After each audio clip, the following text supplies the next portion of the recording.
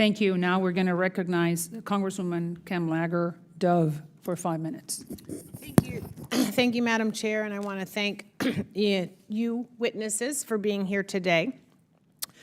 I want to first state that I do not support the premise of this hearing, which is that we should be attacking a partner because the elected government's priorities don't align with our domestic views. It is patronizing and paternalistic and anti-democratic to weaponize our relationship in order to wield veto power over the domestic political process of our democratic partners.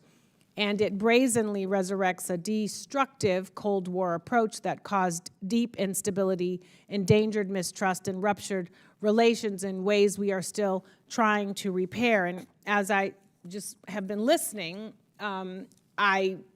talking about, well, you have a president who's saying something, do you agree with what they've said?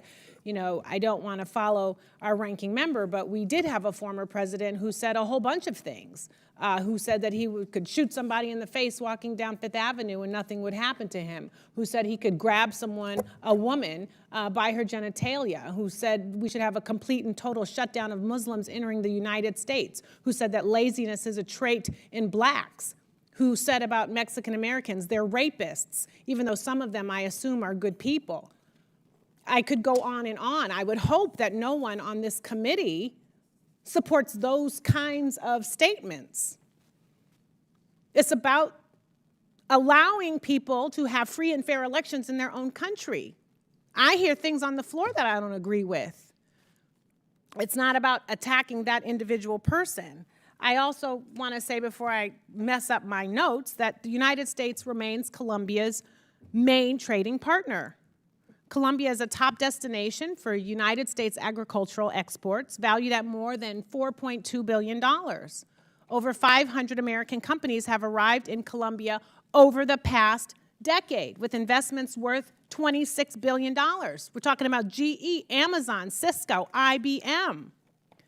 Colombia and the United States share one of Latin America's most comprehensive defense cooperation frameworks. Since Pedro has been sworn in, over 8 multinational operations have been conducted between the Colombian Navy and the United States. Colombian National Police have conducted over 104 joint operations with U.S. law enforcement agencies. Operational results against drug trafficking, and don't get me started on our drug policy in the United States, because we only seem to want to go after certain people, and maybe if people stop using drugs, we'd have to stop having drug policies that disproportionately impact black and brown people. I digress.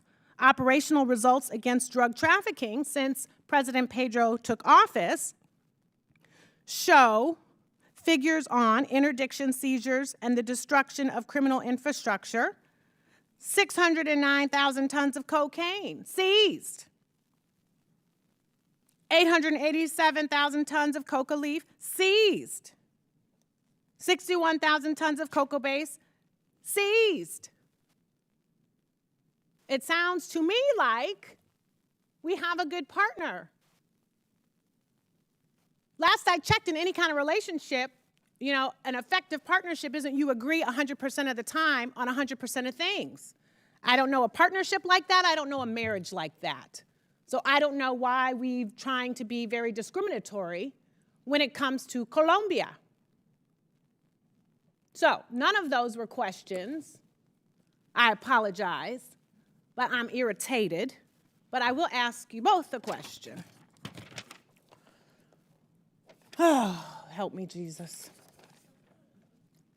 Can you speak in just, maybe not, maybe in 30 seconds or less, very interested in the ways that your programs and your engaging of the Colombians and the Colombian government are addressing issues like illegal mining and discrimination against Afro-Colombians and human rights issues, because those are also important things, as well as reminding people how important it is to tell the truth. You only have 18 seconds.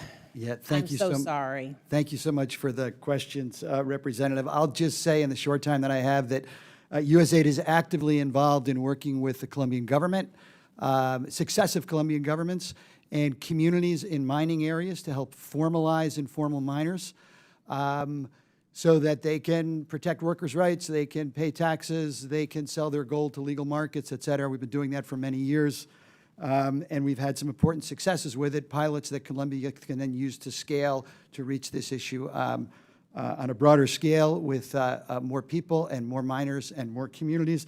And just in terms of our work with Afro-Colombians and indigenous, thanks to the generosity of this Congress and really, Your time is up.